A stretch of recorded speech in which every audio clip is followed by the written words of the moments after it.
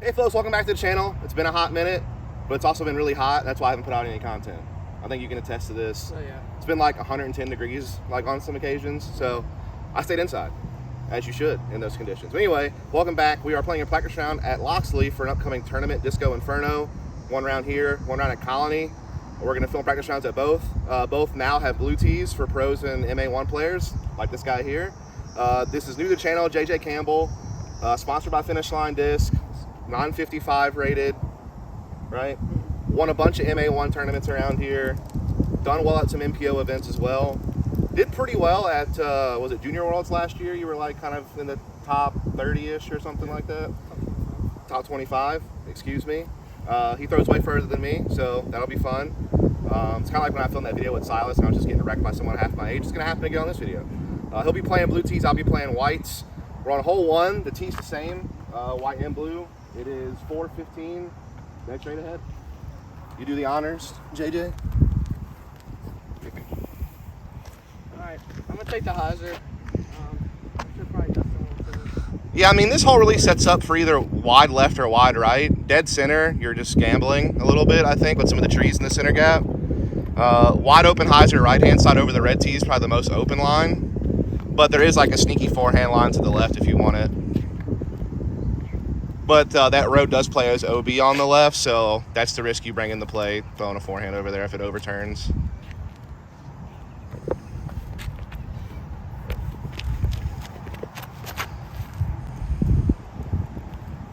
Beautiful shot from JJ. It's close to pin high, but just to the right. So much head. Yeah, very much a headwind right now, so that's kind of a problem. I'm gonna go Emperor.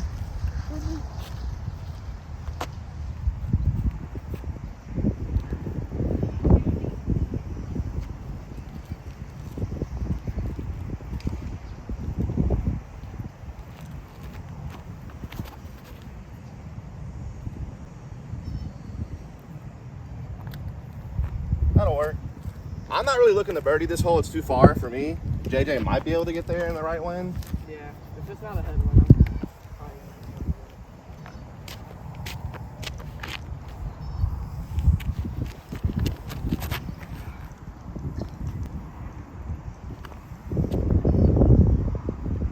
That'll work. Definitely not an easy par, or easy birdie, I should say, but pretty easy to par. Go opto flow. Headwind might kill this one a little bit, but we're gonna try it.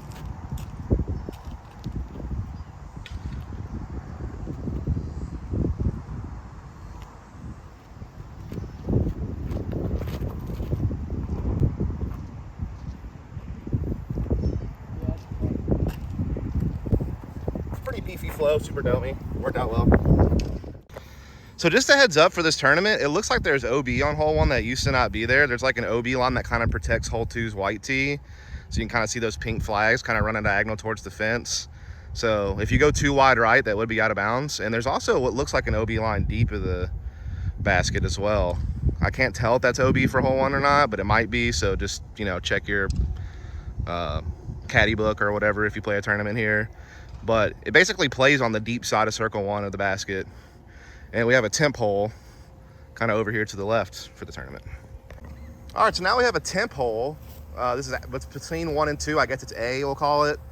325, there's OB left. You can kind of see the pink flags on the left-hand side of the fairway. There's also OB right, but I feel like the OB right's probably not in play. Like you'd really have to shank one. But the OB left certainly in play is if you get something nose up or don't swing a disc wide enough. I'm gonna go with tournament Ot-T, repping Matty O. As we do around here.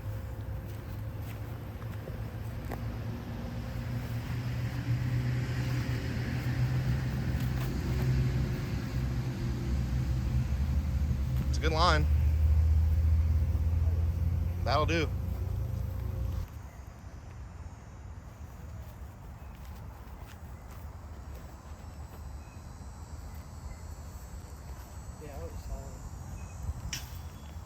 That's the Emperor. That's probably a special one. All right, so this is hole 2 from the blue tee. It's a par 4 from the blue tee, 485 total feet to the basket. It's about 285 to the white tee from here. And then you got like another 210 to the basket once you dogleg left. But there is OB all on the right-hand side and deep of the white tee. So you got to really control your shot here. What are you thinking about this hole, JJ? I mean, I wanted to play the hyzer, like up and over, but it didn't happen. So really, you got to play it in 2 shots. Probably playing to the white tee is your best bet. Yeah, for I sure. think it's a good hole overall. Yeah, I think it's a good par 4 from here. Challenge. For the white tee, it's still where it's always been, just like a 215-foot dead straight shot, basically. So we'll show that in a second. He's going Ati again, overstable.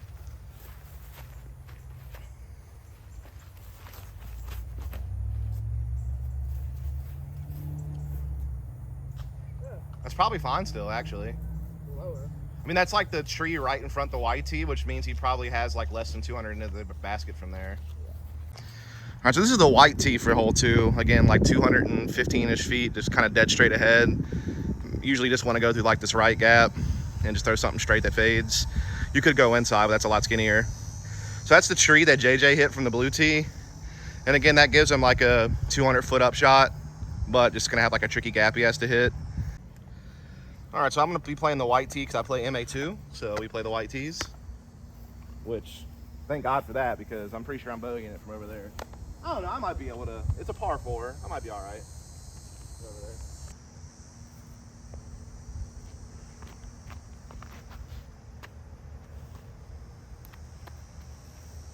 Yeah, that's pretty good. That's definitely like good circle 1 putt right there. All right, we got hole 3 here. About 345 feet uphill. You really just kind of want to throw a hyzer or a slight flex shot. Probably with probably no more than 11 speed. But pretty straightforward hole, pretty open. I'm gonna try a couple of Thenas.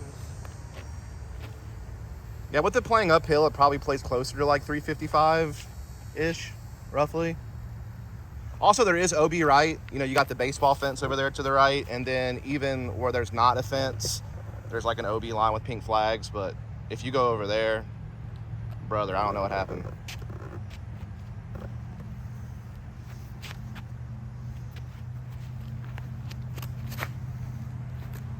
Well, that's a beauty. That is what we like to call in the business a bullseye.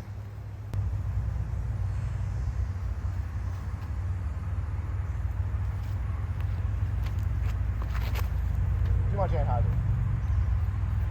Ooh. It's kind of high there. Oh yeah, it's definitely far enough. I put it on too much anhydrous. Hole 4 here at Loxley. Par 3, about 240 feet. It's playing as the island hole. It's a 40-foot island, it says. There is a drop zone.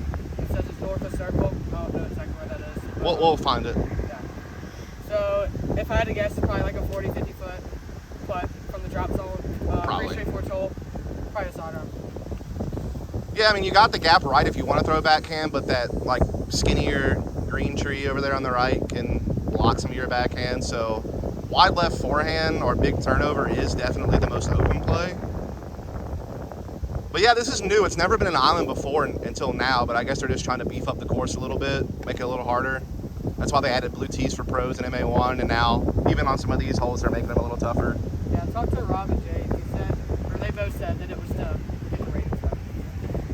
Well, that's going to be interesting because I feel like since y'all are playing blue tees, like AMs won't benefit that much because we're playing different tees than y'all, but you'll benefit because you won't be playing the same tees as AMs. Yeah. So it's like one of those weird things with ratings where like that means that AMs won't have like a really good propagator, so like our ratings may suffer because of that, but pro ratings will be better because y'all are on an even playing field separate from AMs. Because this is one of those courses, kind of like WeMo, where there's not a lot of scoring separation on the normal layout. Like if we were just playing white tees and none of this added OB and stuff, there's not that much scoring separation between pros and AMs, I feel like. Whereas now there's going to be. All right, I'm going to try a turnover with the Rico and then a forehand with Rico.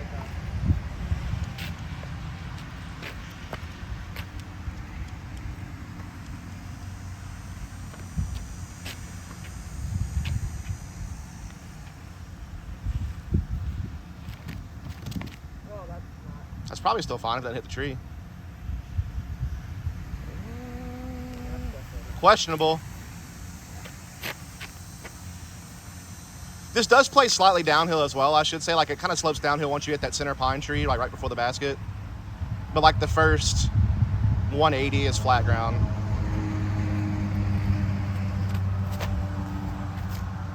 I like that. Get in the bucket. Whoo! Parked though.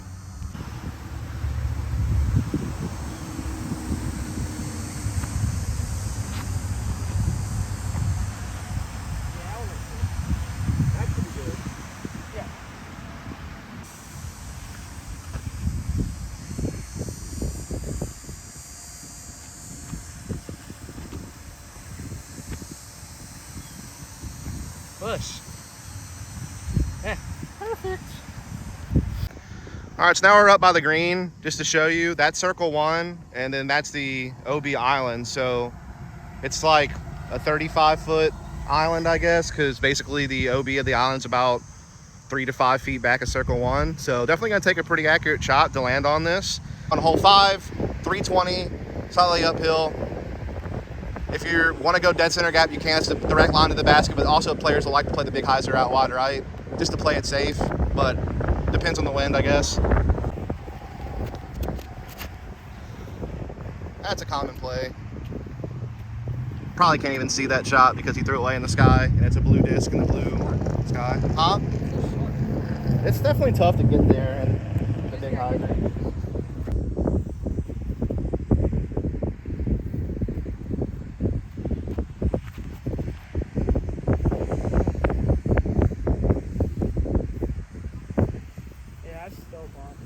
Yeah, I mean, that's just kind of what I normally do, just pitch up for par. I'm trapped in the middle one more time. I'm not getting anything.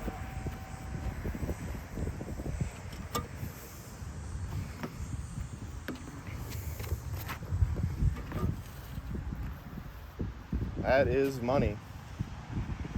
That's putting. I'm gonna go with this slightly more overstable Emperor.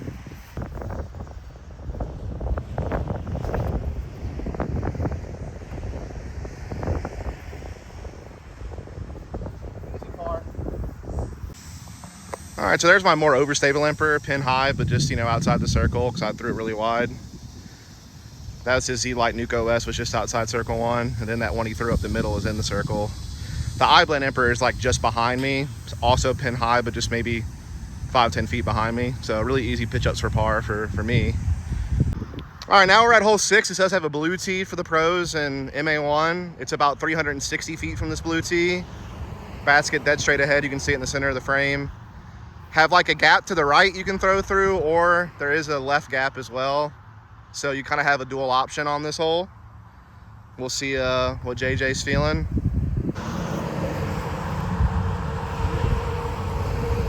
That wasn't the right gap I was thinking about, but it worked. That is at the basket. Circle 1 putt. JJ's not happy with that though. He's gonna throw another one. That was a wild gap to hit. I wasn't thinking about that one. That's my fault. Now that's the gap you're trying to hit. Perfect shot. That tree could block. Nope, gets under it. And that is parked. All right, so I'm about 280 from the basket. There's a center gap or there's a wide hyzer you can play out right.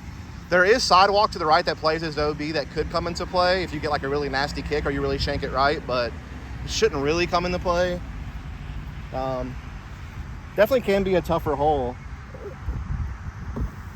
My gap is smaller than JJ's gap. The difference though is he was way further away and the gap was way further from the tee pad. So it still makes the hole more difficult from the blue tee, but I do have a skinnier window to work with in general. Try a Halo Dynasty. Just try to get through that right gap on hyzer, skip to the basket maybe.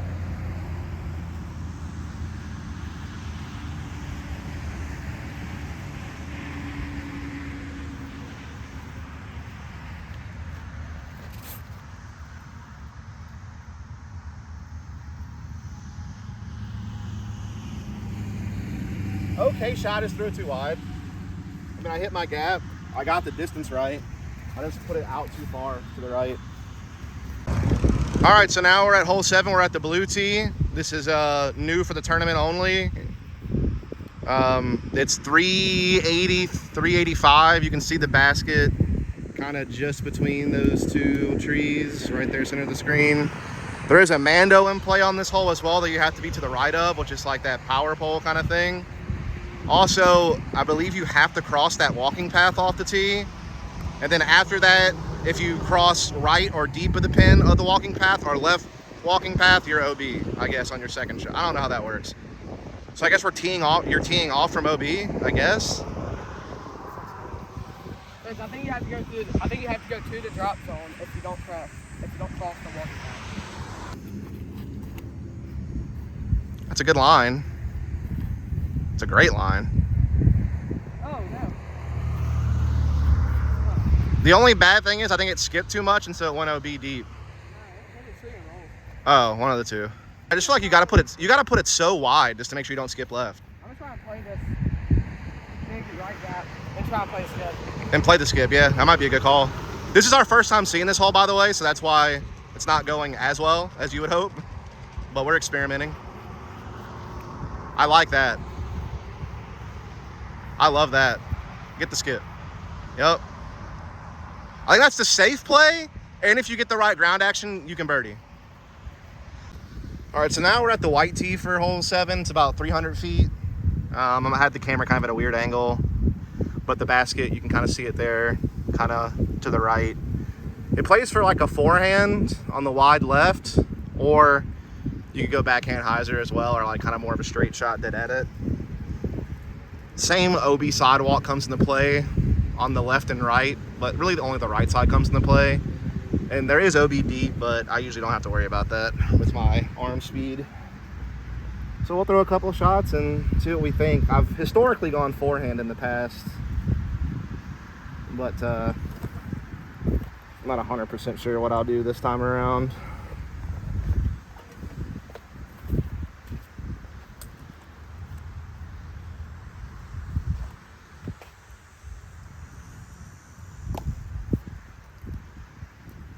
Conqueror, super overstable, just gonna try to flex it down there.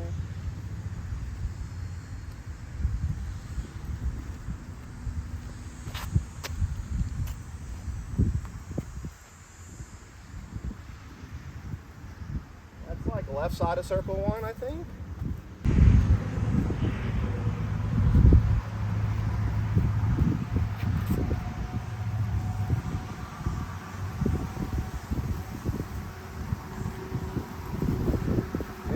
Good. The forehand feels most comfortable to guarantee par and have a chance at birdie. Backhand's probably a better chance at birdie, but more risk of hitting a tree for my game, but we'll see. All right, so to recap how things went for both of us, that is my Halo Conqueror forehand. That is my uplink turnover. And JJ, that Wraithy threw, even though we thought it went too far left, it was fine. It's in the circle. But then the wide hyzer was perfect. I mean, that's the safest shot, widest gap, and with the right skip, you're going to get in circle 1. So that's probably going to be his play, I think, in a tournament. It's just a super wide hyzer instead of the more inside hyzer.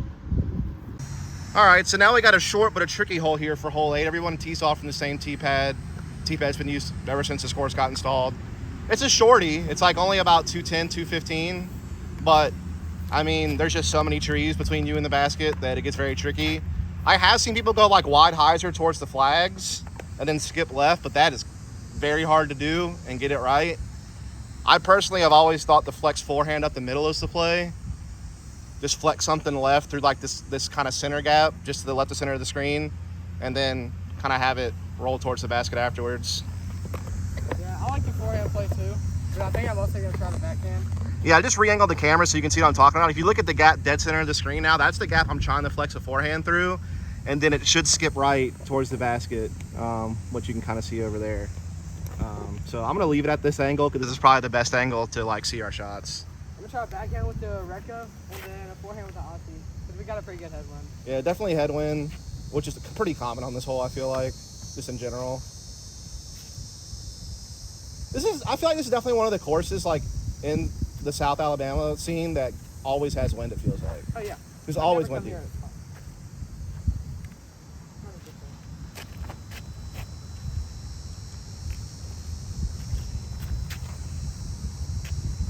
I think he pushed that too forward, but that's a good line. Yeah, it was yanked.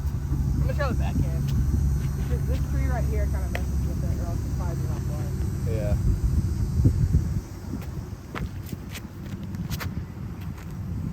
It's a good turnover with the putter. Too straight again, though. It's hard to get it to turn. That's circle 1, though. Yeah. The thing with me is like, I feel like with the forehand, the worse you're taking is a par. Oh, yeah. Because even if you catch one of these trees on the left, that's such an easy pitch up. If you catch one of these trees on the right, you could like kick OB over this like walking path, because the walking path right is OB. So a nasty tree kick to the right could send you out of bounds. So I don't know. It's just kind of whatever you want. I'm gonna try a couple different discs here. Got a Pyro I'm gonna try, an A2, and then a Justice, which is basically a brick with a stamp on it.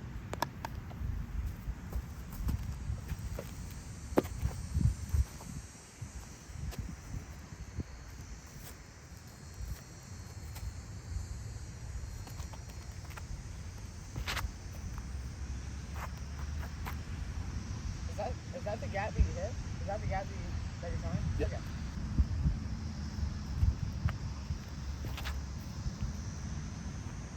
Yeah, that's right. See, that's what happens when you come up Yeah, short. that makes sense. Yeah. But the good thing is like, if I do miss with the forehand, it's usually an early release. So like, if I'm aiming for the left gap and I hit it, perfect. Even if I early release, still a chance it might work out. The things you have to do when you're me and like know your game and know how shaky your forehand is, it's like, what can I do where my mistake will still be okay? And that's kind of my game plan. All right, brick time.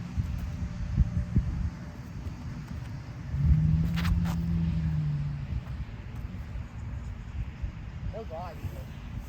Yeah, the Dustin has no glide. But that's why I like it. It's perfect for like headwind situations like this.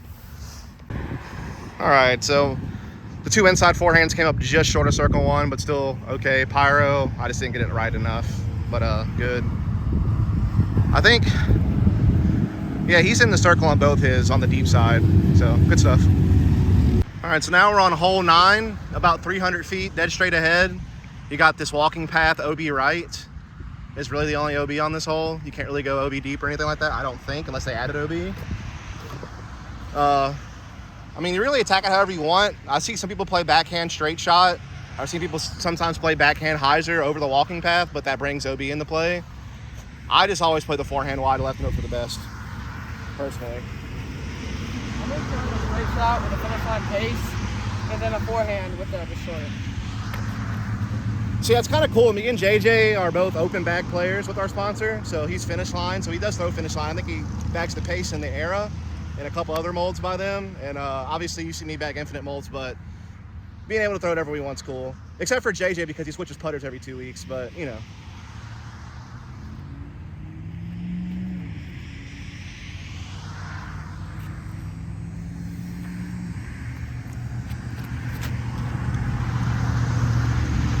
Oh, get in the hole. That was money. Money. I wish I could throw a putter 300 and something feet. I'm trying to side on too.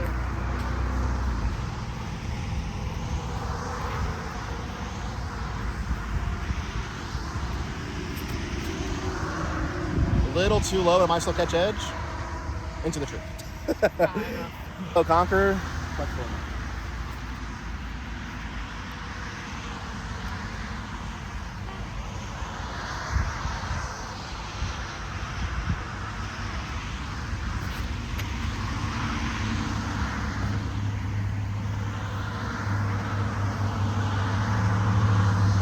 Swung it too wide.